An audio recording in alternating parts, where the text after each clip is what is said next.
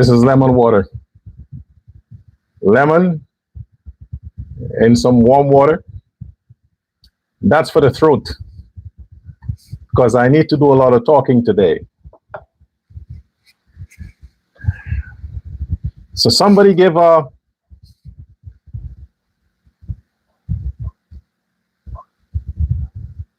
is it what's it?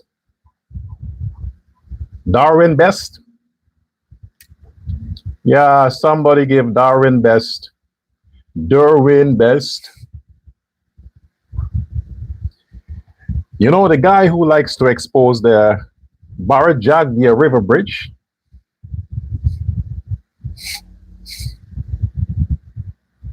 The idiot. So today,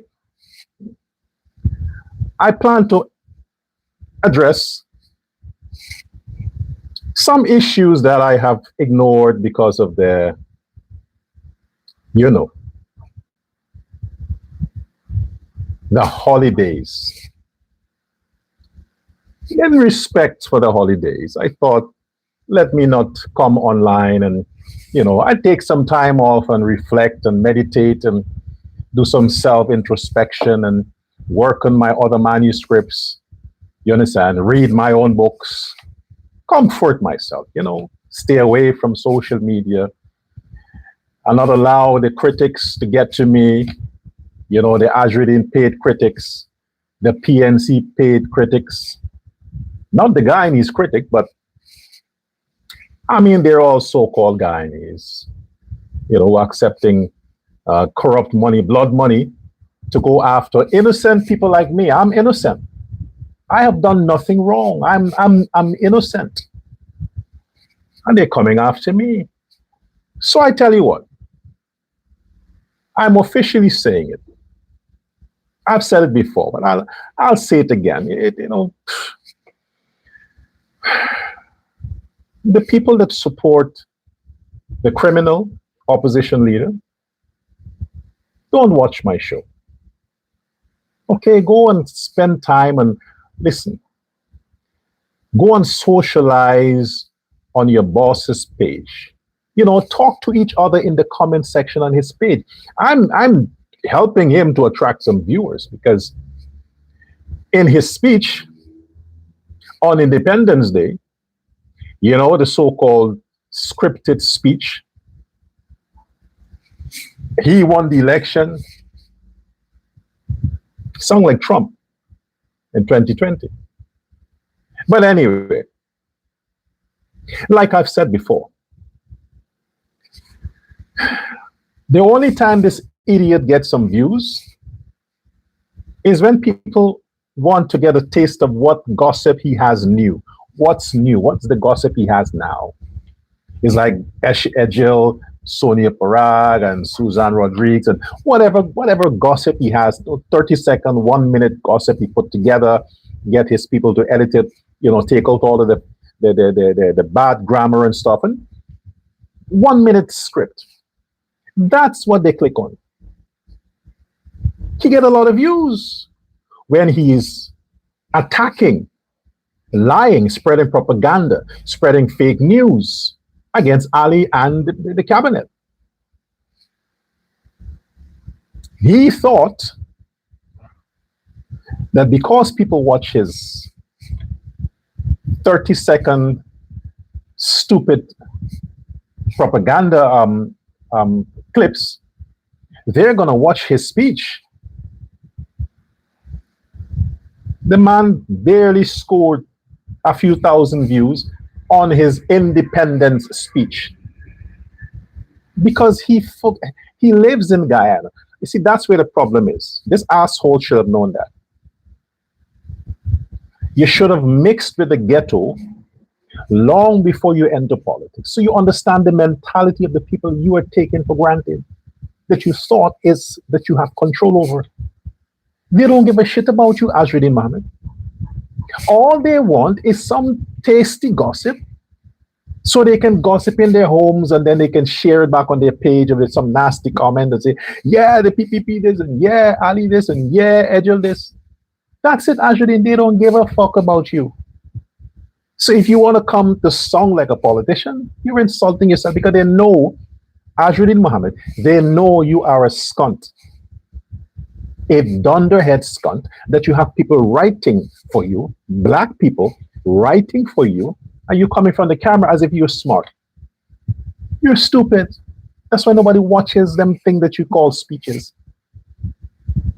A man that has almost 500,000 followers and your speech barely got a few thousand. If they like you as much as you thought they liked you, everything you push out. Look at how they view when you attack Edgel. That is spicy. Wow. Edgel has 3 children? I have no idea. 2 sons and a daughter. Oh, that's what he did. Man, these pastors, these bishops, they're all corrupt.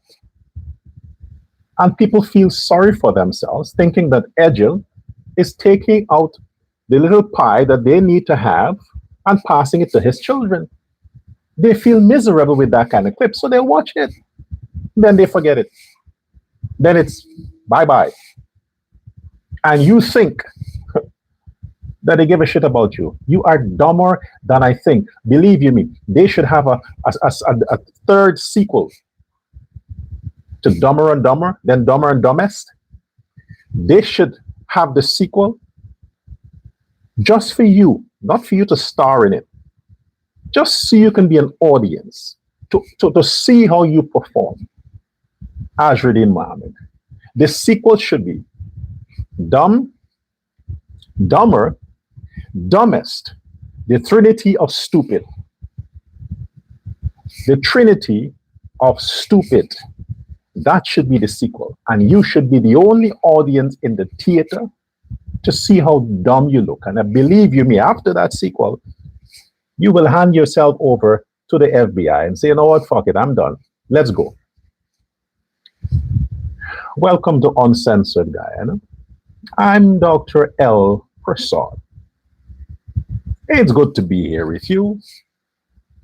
Let's talk about some good things. President Irfan Ali, I like how you are spending the country's money. No, I mean that. I'm not being sarcastic. I do like how you're spending it. You see, if I should have a financial manager for my company, I want to see them put the money to good use. You understand? I need to see what I'm getting for my money. You can't just save everything. You have to invest it back into the society. And what I see President Ali's government has done with this previous election, independence, that is a jubilee worth talking about. If it took 60 years for Guyana to finally have an independence that is worth talking about, I'm happy that it occurred under the government of Irfan Ali. I'm happy about that. Really, I have to celebrate the star of my book. You know, I have to be proud of it because at least I was right in my judgments. The independence was flawless. Flawless. Bravo.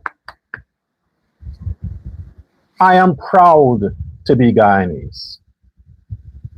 When you see what a government is doing with the country's resources, it makes you proud. I am proud, really, I am proud. Like I said, I'm not being sarcastic.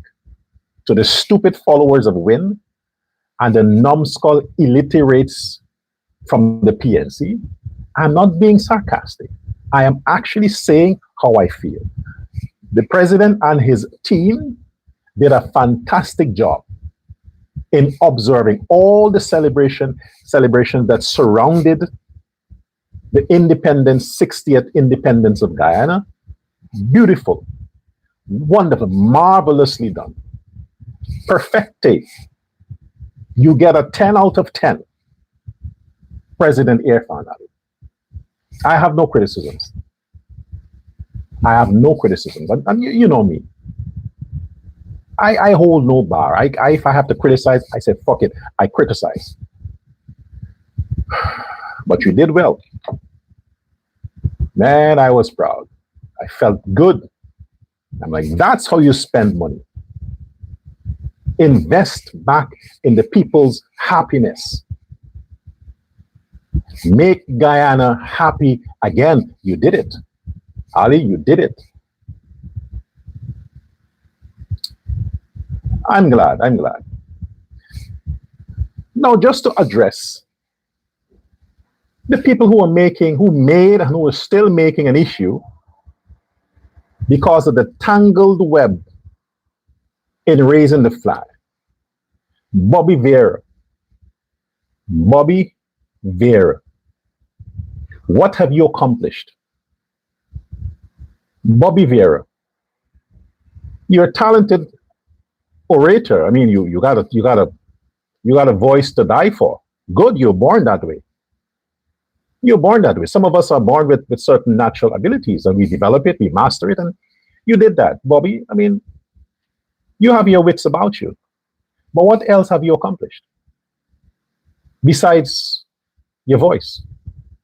What contribution have you made to Guyana, the society, over the years being a broadcaster? Entertain women, get them wet? I do the same thing. On radio, you have no idea. Women call me on the phone, flirt there. Oh my gosh, your voice is making me so horny. Yeah, I get it all the time, Bobby. But what have you accomplished? How have you impacted the African communities in Guyana? Because a lot of them listened to you over the years. I listened to you too, back in the day. I always love your voice. What can you say you have achieved socially? Nothing. Okay? So all them fools who think they have a breaking news because the wind fucked up the flag. Fort Island is an island. It is an island surrounded by water, you idiots. An island surrounded by water. The wind blows strong, it's gonna cause the swirling with the twine. How the fuck is that breaking news?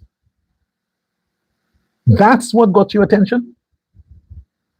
A flag, a piece of ornament, so to speak? You didn't pay attention to nothing else. All the other flags, the entire setting, the uniformity, the professionalism, nothing else got your attention. But a flag that had some issues with the twine, entangled twine. That's it. That's what celebration is about, raising a fucking flag. That's it. That's what you have. You want Ali to step down as president because of a fucking flag? And everywhere else, the flag went smoothly? What national embarrassment? You low-life newscasts.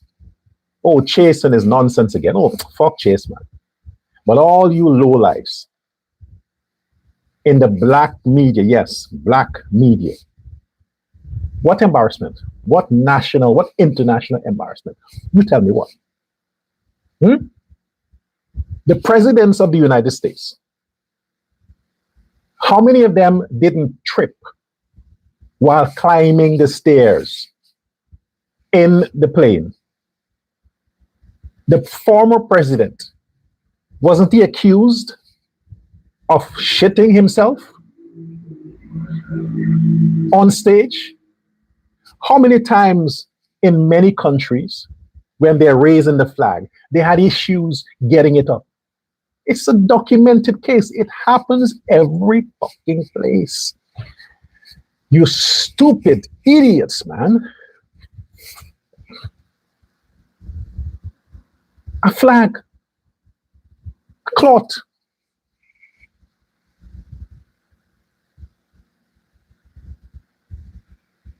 It's like a woman walking the street and suddenly a wind comes from nowhere and blows her skirt up.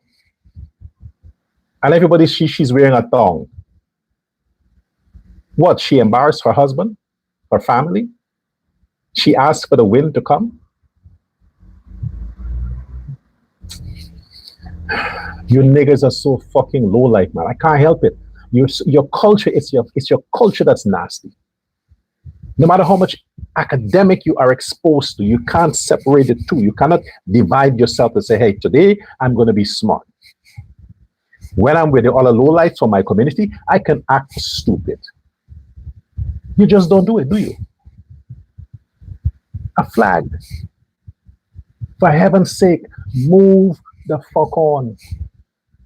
The entire independence celebration was perfect.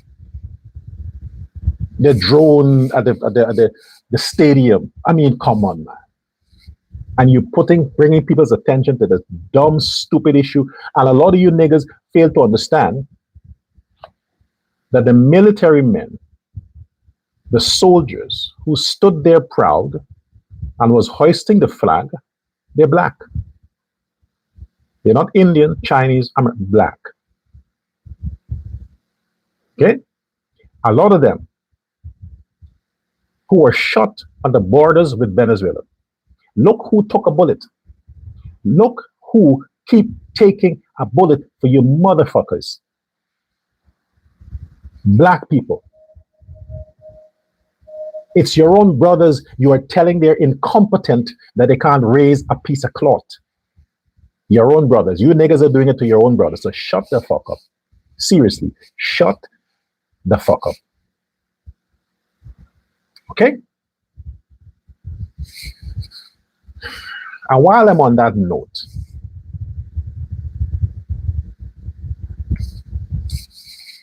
Roshan Khan. I understand nobody gives a shit about you. Roshan, I'm calling your name. Roshan Khan. Nobody watches whatever you pretend like you have a show. Nobody watches that. You understand? You have a fucked up voice. And you look like an idiot. Stick to security business. Stick to your business. You're a businessman. You are a successful businessman, despite the fact that your company has faced numerous allegations over the years. Numerous allegations. The way you treat your security guards. I mean, come on. Don't let's even go there. Don't even let's go there. All right? Because you got a lot of baggages. A grown-ass man like you. You are invited like a lot of people. A lot of people. I know people personally who showed me their invitation to go to the opening ceremony at Fort Island. Lots of people. But their names weren't on it. It was a public invitation.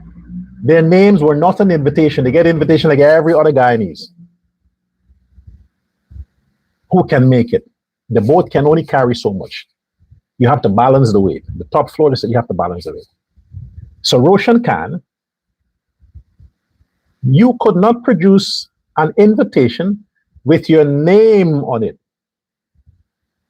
Cordially invited Mr. Roshan Khan to join the upper deck. It doesn't exist. You just get an app information, a ticket to go there. And all the other people you saw at the lower deck, they received the same invitation you received.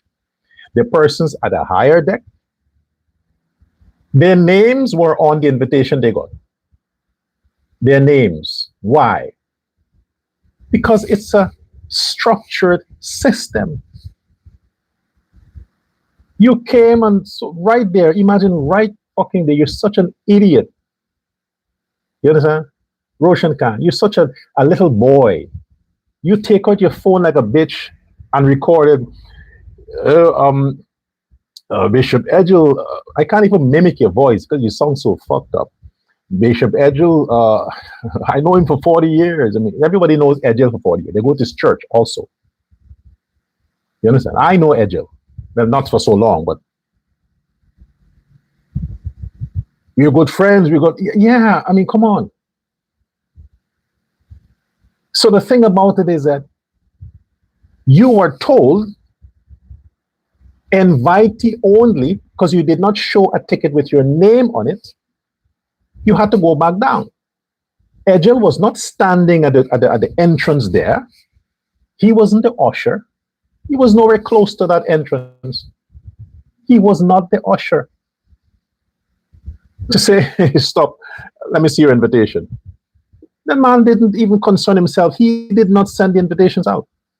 Edgel himself did not send the invitation. There are people, that thing would come from the Ministry of Tourism. If there's anybody you should be pissed with, is Sonia Parak. I mean, Susan Rodriguez. That comes a whole, I mean, Minister of Culture, Sports and Culture. What's the guy name? But it's interconnected.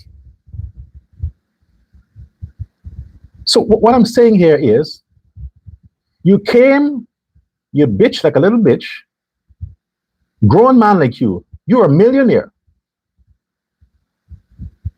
If it didn't affect you, that you in your elite status, oh, I'm the head of the Roshan Khan security, I'm the head of, is it still there? Do you still have the security firm? I'm a rich guy. I'm supposed to be at the top. I gotta come and sit with these low-life Negroes, the black people here, black people there. It hurts you because you had to sit with Guyanese. The bishop would never, Bishop Edgel would never. I don't have to know him to know that. He is smarter than that. The man is not that level of low life to tell you, a grown-ass man like you, Roshan Khan, you're older than the bishop. He's not going to tell you to your face, listen, buddy, go downstairs with the ordinary folks. You can't come here. You're a fucking liar. You're lying. You come on live and you lie. You lie on social media. You lie. That's why you people can never be successful in politics. You lie too much. You lie on that grown man. The man, he was not even aware that you were there. You want special treatment. You should have joined the PPP and get in a ministry or some shit. Then you're official, you're a government official, and then your name would be on the. But also that, you're not a part of the government. You are a Guyanese citizen. Guyanese understand that. But I know what your agenda was. Your agenda was to spew this lie out to your small group of followers. And unfortunately, you had a lot of curious people who shared it online. I shared it because I wanted to make a note of it. You want people to see and to confirm what your buddy Azruddin is telling people, that, look, the PPP sees Guyanese as low life. Ordinary folks. They're nothing. They can't be up there with the elite. That's what you're trying to push. To piss off the average Guyanese so they can say, oh, that's what they think. They're better than us. We're going to teach them a lesson in the elections coming. We're going to show them who's better than who. And when you had all your followers, Roshan Khan, emotionally hyped, cussing out Edgel, President Ali, then like a little bitch, a hypocrite, you go posting picture. Well, you know, people make mistakes. Look, this is my brother. This is my this. Who was the pussy there? Edgel or you? You're the one who came out and put on a show and drama and all this kind of like a whiny little bitch. Then after that, the man saw you downstairs and maybe somebody showed him, said, Edgel, look, this guy is accusing you for this shit. And oh, look, he's there. And the man's like, what the fuck are you doing, man? I didn't even know you were there. But you did not come back and say, I'm sorry, Edgel was not aware of the fact that I was there. He didn't invite me. No, you didn't do that. You caused those followers of yours to get upset for nothing. That's what a lot of women do. Same like Azruddin. They bitch, cause the man out, pack their bags, send their brothers to beat up the man, take the man to the police, come on social media. Oh, he's bad, he's terrible, he's this, he's that. They made all their circles to hate the man, I mean their husband or boyfriend. And then when they calm down, they sneak back in with the same man. And all the people who cuss out the man, hate on the man, they're like, what the fuck?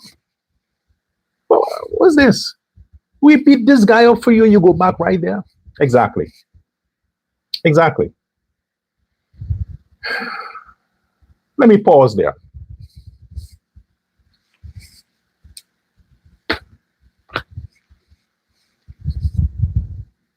Yeah, the books are getting thicker and thicker. This is my latest.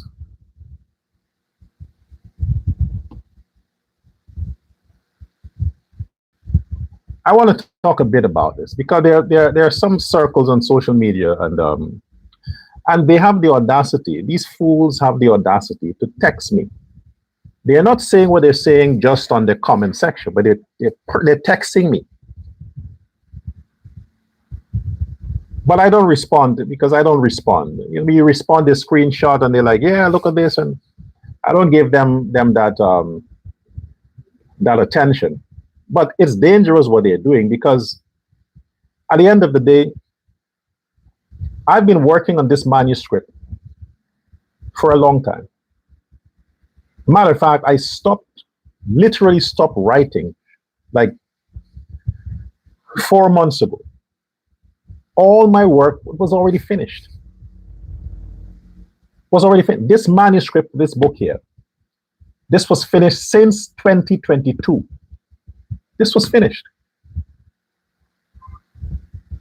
But because of the cost that is attached to the final draft, editing, proofreading, and all these things, it was heavy. So I had to find a way to get them out. But the point is, it was finished. What I documented from research, personal experience, observation, and all that in this particular book,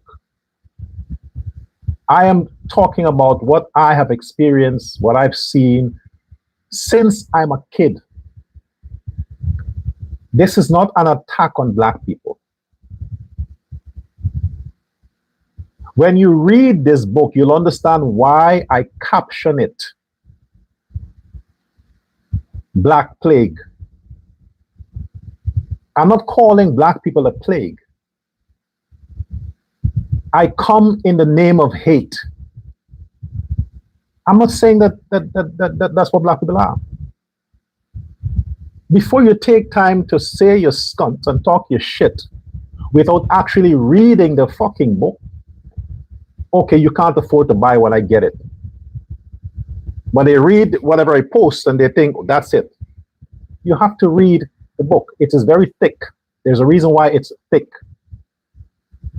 I detail because I want the average Afro-Guyanese or African. It's not just for the Guyanese African. This is an international work. And I wrote it in such a way that anybody, any nationality can find comfort, relief. This can replace your Bible in your house. Because what this book can do for you, the Black man, I guarantee you, your Bible could not have done that. This is a collection of chapters, 33 chapters. Before you take time to scandalize me or to criticize a book you have not read and you probably wouldn't read, get somebody to read it for you. And I talk how I talk. This is me. David Hines, Aubrey, all these black fuckers that call themselves leaders of the African, you're shitheads. I'm a better leader for Africans than all of you motherfuckers. Because I call sin a sin. I don't pretend. And when you read the book, you'll understand. I have contributed with this book. I have now officially contributed much more to the black race, the black man, the black culture than all their leaders combined. They have never produced a book like this. Show me one. Show me one. The only thing they produce is the white man this, the Indian man this, the Chinese man this. How has it helped the black man? How? The black communities in Guyana are still shithole. The black communities in Caribbean countries are still shithole, and they have a lot of professors, black professors, black leaders, and black this and black that. Oh, African this, African that. And what have they done for black communities? Nothing.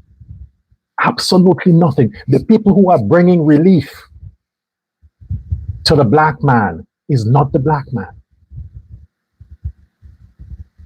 What the black man is doing to his own people is embezzling, robbing, corrupting, misleading, abusing, using.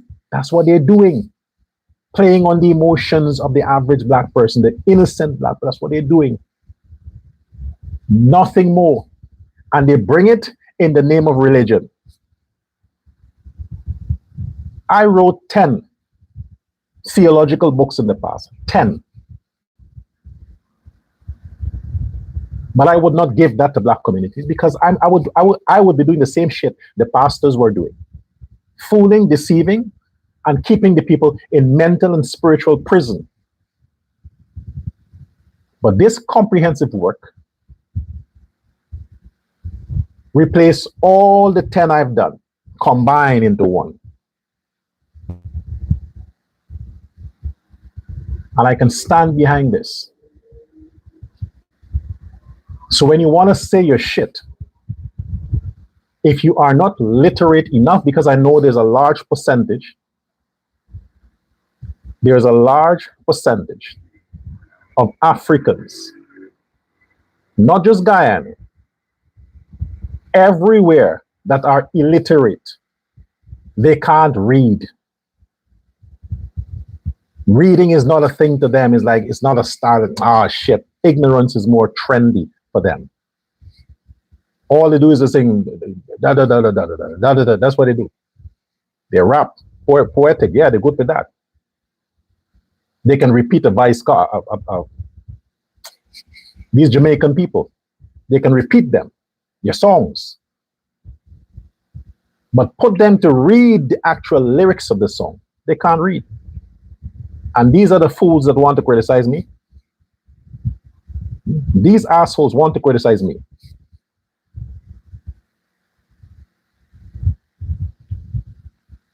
This is my gift to the black man. This is my gift. I'm proving to you now with this book that I don't hate black people. I never did. I hate the actions of the black man that makes me look bad. It's personal for me. It's personal. And what have I done about it? What did I do? I use my platform and I criticize crime. I expose wrongdoings. I try to exhort. I try to do what I can do to tell the average good black person, don't condone it. Speak out against it. It's wrong for them to terrorize Indians, terrorize Chinese. It's wrong for them to do that. That's what I do. Now I've climaxed it in a book. So I'm showing you it's not just on social media. Literature.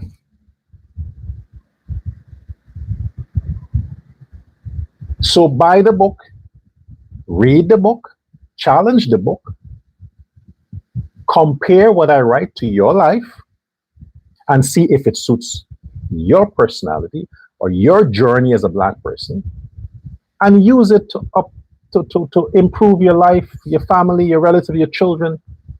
They're the generations to come. But nobody in the PNC, nobody in the PNC, in the history of Guyana, I want you to produce one literature work, one, that any black person in Guyana has written that actually helped the communities. Don't give me some shit for some pastor taking some scripture and putting his own interpretation to that and calls it a book. No. There is nothing in my book that references the Bible. Nothing. Nothing. That's too easy.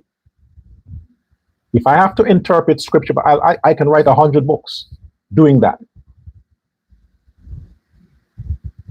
Get a copy. Instead of criticizing, get a copy. And I'll make it easy. I'll read something. Okay?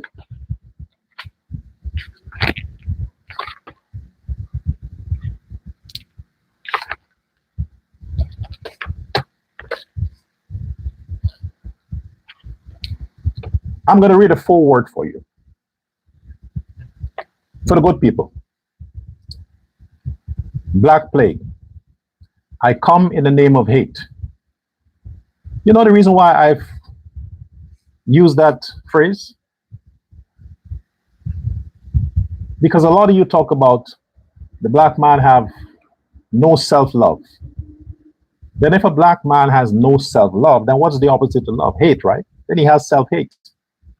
So whenever he comes to you, whenever you see a black person approaching you, if you are non-black and you see a black person coming, the perception that that person have is that that black man is coming to me in the name of hate, not love. So anything I can expect from that person, bullyism, robbery, death, anything, because he doesn't come in the name of love, but in the name of hate. So that would be a reflex for the other persons. But what I've done here is to explain why it is perceived that a black man comes or approaches the world in the name of hate.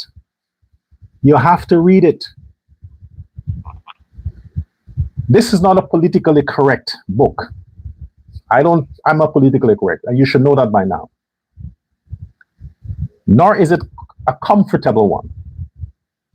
It was written for a generation standing dangerously close to emotional, spiritual, and cultural collapse while still pretending everything is under control.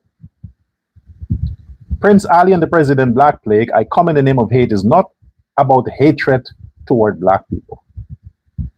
It is about confronting the destructive hatred black communities unknowingly inherited and redirected towards themselves. Hatred expressed through violence, division, criminality, self-destruction, corruption, broken homes, emotional chaos, and normalization of suffering. The Black Plague described in this book is not race. It's the condition consuming wounded minds and unstable communities across generations. This book asks the painful question: why are so many black communities emotionally exhausted? Why are so many children growing up without direction? Why has dysfunction become normalized? Why do wounded people continue destroying one another while blaming everyone else?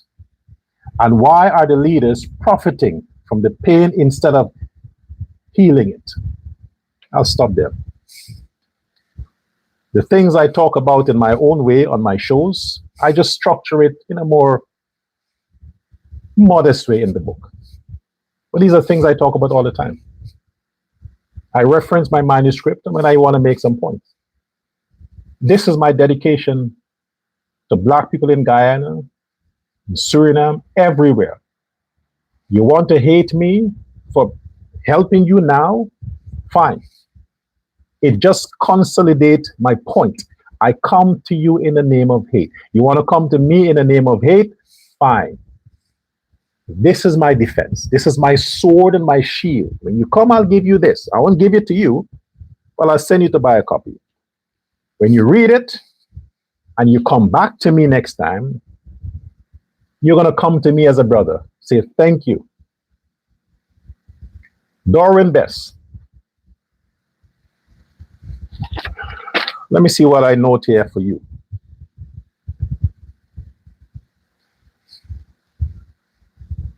Corruption, corruption, corruption.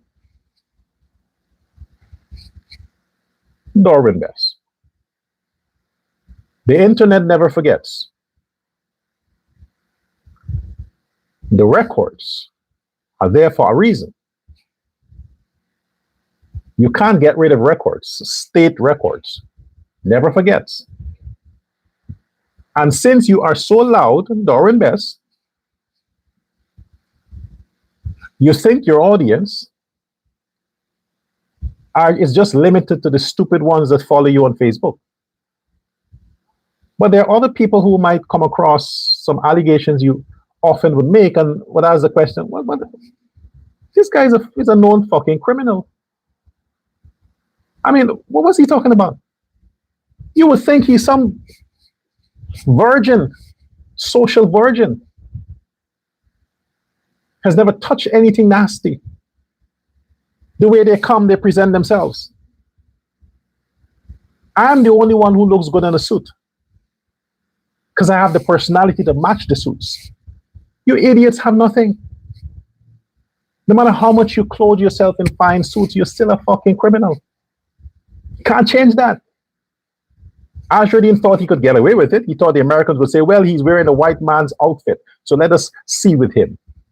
Maybe if you had married a white woman, Azruddin, maybe they would have been lenient with you. But since you married a woman that you hate, I mean, you go to your wife in the name of hate because you're blaming her about the kids that your sperm made. So, Dorwin Bess, let's talk about your crimes. I mean, the Guyanese are familiar with the ones you committed in Guyana. Fraud, operating without a license, embezzlement, conspiracy to defraud and all this. Yeah, Guyanese know that. We ain't got to go into that. But let's talk about the United States. You always have to ask yourself the question, why these people, if they had it so good in the US, why would they want to come back to Guyana and get involved in an area where they know they would fail? I mean, why? If you can't be successful in America, that has made it so easy for literally anybody to do business, as long as you can follow the law. But if you want to do drugs and you want to rob and steal and embezzle, and you can't make it. The US has tight laws. And I'm grateful that President Ali is applying the same system in Guyana, smart city. Let's get the cameras throughout the country. 25,000 cameras, President, go ahead. Cover the whole country, get all them crooks. Like Bess. So let's see. Alleged US criminal cases attached to Dorwin Bess. Yeah. What's the PNC guy name? Anyway, Dorwin Bess, the black guy. VPAC, you know, the very lacking people. Second degree assault. Okay, I'll give you that. It seemed to be a Negro thing to beat people up. You know, you assault people because you want to bully them. Fine. Maybe it's a woman. Because only bisexual men hates women. They beat women up. All right? First degree burglary. First degree burglary. You see why they can't condemn robbery in Guyana? This so-called opposition coalition that are joining their talking points online against our good, great president and his government. They never talk about them niggas that are robbing people in Guyana, killing people, stealing, fights. They never. Why? They are immune to it. Why? Because that's their personality. They do the same thing. Because Dorwin Best, some of his alleged crime is robbery, first degree robbery in America. Look where. And they're the one talking about national embarrassment with a fucking flag. And that's in their record. Once a thief, always a thief. Because he went to Guyana and thought the system is porous. You can do anything under the PNC. Maybe let's see if we can get away with these, with a young president. Let's see if we can, ain't working. Young president with an old team, brainiacs. They know what they're about. So this thief, allegedly, in the US, and then we have a misdemeanor theft.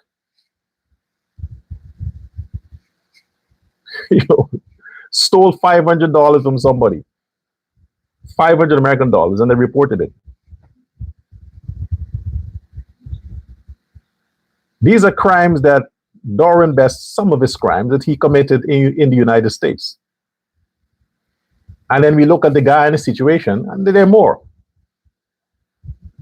Felony charges tied to alleged extortion scheme. They're always innocent. And like I said, they get these Guyanese lawyers to present them like the way they present Azruddin, that, it's political persecution because they want to get into politics. The government want to,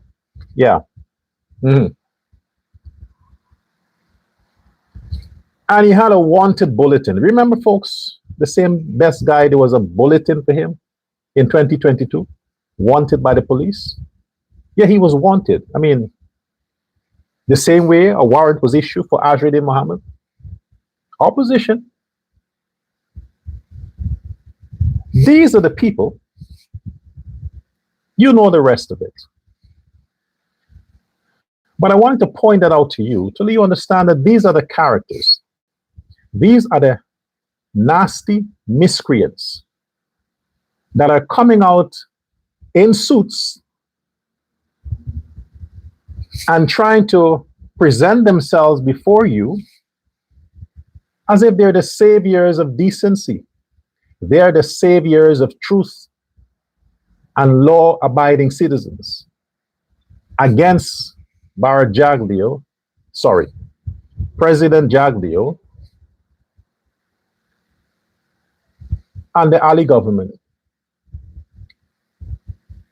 The one that makes the most noise are often more likely the nastiest. And the people who have made before elections, during the elections, and after the elections, who have been consistent in pointing a finger are the ones who are covered with the worst of the worst crimes. Criminals. Ganesh Mahipaul didn't point out the other day about some REO with ranch and big house and all these things. He forgot that the internet just a few months ago recorded him robbing a black woman and selling her rights, her constitutional right, to somebody else. He forgot that. He forgot that he's on record robbing the University of Guyana, but in students. And he with his sperm-stained lips.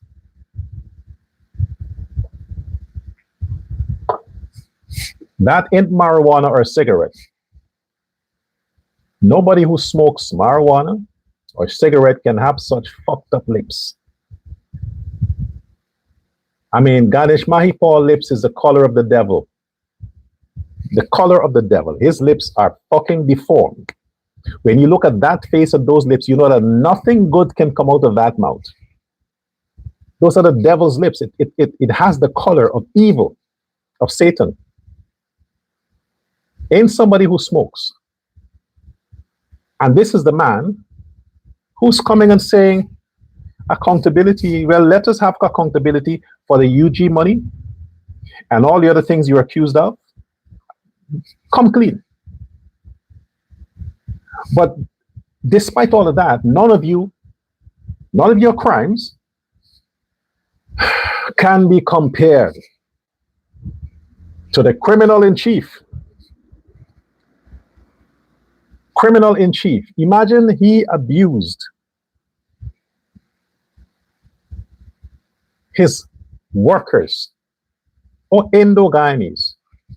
Azruddin called those Indo-Guyanese coolie, the same way his father called blacks niggers. Yeah, he put niggers and those people that he likes to abuse in the same boat. Yeah, he brought them from Indian Africa. Those people that he liked to abuse, he brought them from there. So he's forgetting that it is alleged that he paid off the entire station to cover up attempted murder on his own staff. Allegedly. Azruddin Mohamed. And you came out the other day pretending to be a savior to Indian nationals who didn't even know you existed. They were talked into coming and getting involved with you because it is good for you politically. They didn't even know you existed. They're going to go back to India and forget about you. Why did you buy their tickets? Buy their fucking tickets so they can go back. The company don't have to buy their tickets. They got paid, right? Use their money, buy their tickets to go back to India. That's the price they pay for being stupid. The company ain't got to buy no ticket. Neither is the government. That's not the point of the guy in the government. And you ain't taking, President Ali, you are not taking my oil money to buy no ticket for 38 Indian national, ungrateful Indian national. You ain't doing that shit. Let the Indian High Commission buy their ticket. And if the opposition leader wants to take Guyanese money and buy tickets for these migrants, these workers, let him use his own cash and not money that was budgeted for the office of the opposition leader. That's not the purpose of the money. Let him use his own resources. And he can't declare that as a humanitarian job that these people were stranded and no. It doesn't classify as that. But no government of Guyana need to get involved by using taxpayers' money for that. India is rich. Let the India High Commission do that. And if they are not getting involved, why should the Guyana government get involved? Azruddin is the one who wants to paint the picture that the government allowed this abuse. Then he should do what his philanthropy. It's not a cost of a house. 38 plane ticket back to India. It's not a cost of a house, Azruddin. You built houses for people, you said, right? Millions. So you can use some money and buy the ticket for these people. Then it's on your PIP. The federal prison is going to see that and say, well, this man has done some good for some Indians. And let's take a few months off his sentence. But this is what you came out, Mohamed. And you want the world to think that you were this nice guy when it comes to your own people, as you say. Then what happened to all the Indians that you have abused, you beat, you terrorize, you torture, who worked for you? Allegedly. What happened to those Indians? Their lives don't matter? I mean, Guyanese, your Guyanese, Indo-Guyanese fellow citizens who slaved while being underpaid for your company, your businesses, Azruddin, and you abused them. You beat them up. Their lives don't matter. Now, who covered that up? Who covered that up? You paid them to shut up? You paid off the media not to push it? Or did you pay off the police to drop the case? And you have the audacity to blame Ali for a company who's doing their own business and has nothing to do with the government? And you have all of these skeletons in your closet? Well, they're not in your closet because the country knows of your crime. They know.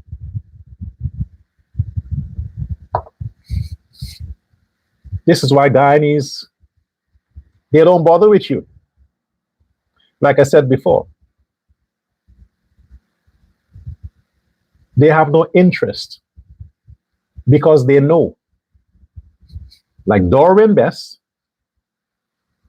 his political bid is a direct response to the fact that he could not run a corrupt, illegal business under the Ali government.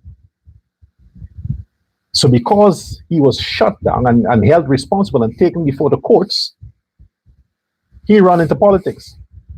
If I win an election, then I can have my illegal business. Personal, not based on the issues. No need to want to do anything constructive. It's just because they could not get away with crime. The best option, I'm going to go into politics and solve it there.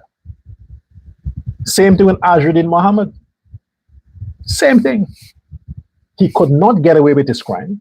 The government would not turn a blind eye. Okay, I'm going to get into politics. It's always the only alternative for criminals. They're looking at the model for other countries, third world shithole countries that has drug lords and scammers getting into politics so they can legitimize their hustle. They try to pull the same stunt in Guyana. But Mr. Nandalal, with all these laws you are updating, can you update the law that says as long as somebody was convicted of a crime, accused of a crime, warrant was issued, or anything to do with that record? Because if you have to go somewhere, most of the time they ask you for a police report. They want to see your criminal background. And if your criminal background says you have been involved in a solid crime, you don't qualify. You don't qualify. There are some universities you can't get in if you have one conviction or accused of anything. You can't get in. And you have a parliament.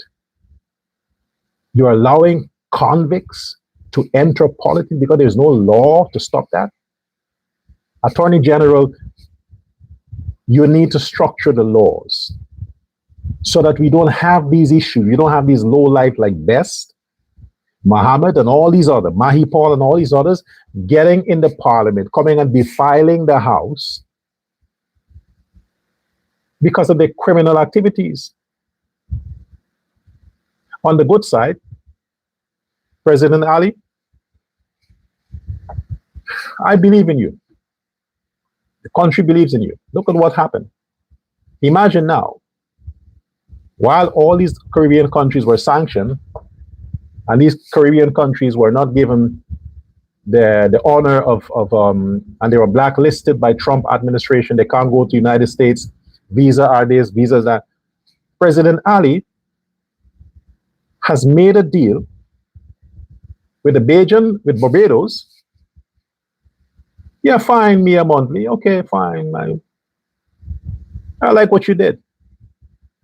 All right. I didn't like the fact that you had the Venezuelan so-called acting president try to bully you into whatever it is, wearing Guyana's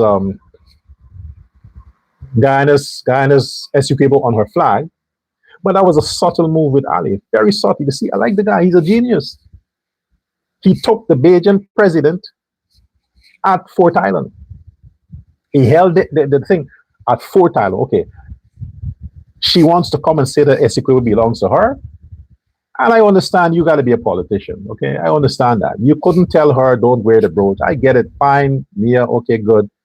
But I'm going to invite you, Rob Gonzalez, and all them other people who zip it and shut up to Fort Island, Essequibo, to have our 60th anniversary, to make a statement. Essequibo belongs to us. All them diplomats and heads of state and whatever, forget Georgetown. Join the boat. We're going to sail on the Essequibo River. We're going to go to an island in the Essequibo River. Because Essequibo belongs to us. And we would celebrate our independence, whatever part of Essequibo we choose to celebrate that. So the Bajan president, Mia Montley, I'm sure the Venezuelan president is watching and saying, well, women. How could she do that? She knows that Essequibo belongs to Venezuela. How could she do that? No, Venezuelan president. No, Mia Montley knows that Essequibo belongs to Guyana. She was just accommodating you because, of course, she needs the business for Barbados. Barbados is a failing state, and Mia is trying to get some business for her country. I get it. But that's a genius move with Ali. Bring all of them. Let's go to Essequibo. Don't worry. You're afraid of the Venezuelans? Oh, come on, man. Let's see who it belongs to. We're going onward to Essequibo. The best independence celebration ever. The woman was so impressed. She's like, okay, because I have the utmost respect for this strong man president, I now revere all Guyanese citizens. You don't need a passport anymore to come to Barbados. You don't need a passport. All you need is an ID card. The ID card says that you were born in Guyana. Even if you haven't been born in Guyana, but you have a Guyanese ID card, you can come to Barbados just with that. Book your flight, go to the airport, go to the customs, the attendants or whatever the person is, produce your ID card with your ticket, get on the plane, you come to Barbados. You come through the immigration at Barbados. I'm Guyanese. Oh, welcome to Barbados. We are so happy to have the Guyanese. You don't need a passport. Come on, man. You're my brother. I told you how many months ago. I was angered because of the relationship, and I said that I said that it's too close. The Bajan black population and the Guyanese black population is too close, too integrated. They're brothers, they're relatives, they're grandfathers. It's too close for there to be so much division and animosity between the two people. I said it. You watch my show. You know I've been saying that. This makes sense. This makes sense. Just your ID card, because technically speaking, you're one people. No matter where you're one, just one people. What do you need a passport for? To come to Barbados, a passport? Just your ID card. That's a great accomplishment, achievement to the Ali government. No other Caribbean country has that. None. Matter of fact, in the world. No country in the world has that. This is the first two. Barbados and Guyana, and I'm happy it's the two because they have more blood relation between the two countries. Suriname should do the same thing. They're cousins. Suriname and Guyana, they're cousins. Should do the same thing. What the heck you need a passport You can swim over. You can swim from Suriname to Guyana. Just swim. It's so short. Just swim. There's some place you can just walk over. You don't need a passport. ID card should also be the case with Suriname and Guyana. Because look how far Barbados is. And now they're like, hey, as of June, was it June 1st? Just a few days from now. Forget passports. Just your ID card. That is the greatness of President Irfan Ali. His government managed to achieve that respect, recognition, and honor. And might I tell you, I've said it again before, what you see with Barbados is going to happen with America. Guyanese would no longer require a visa to go to America. Very soon. Watch me on this. No longer require. You can go and come as you wish. You know why these countries are doing that now?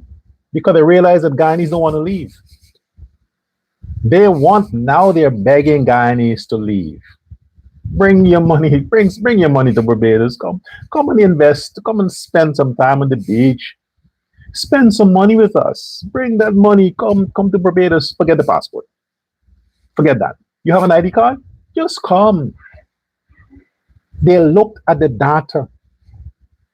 They looked at the information and they see how much Guyanese are investing in tourism out of the country. They're always flying somewhere. They see the millions that Guyanese are investing in adventure.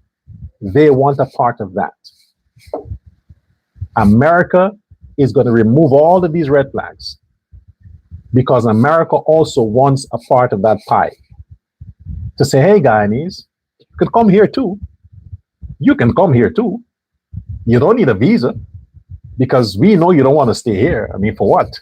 To have to work 5 jobs, 10 jobs. I mean, who wants that? You're living in Guyana like kings. You're buying a car today, you damage it tomorrow, you go buy another one. So don't invest in cars. Come to America, enjoy New York, go to Las Vegas, gamble the money out. It's coming soon.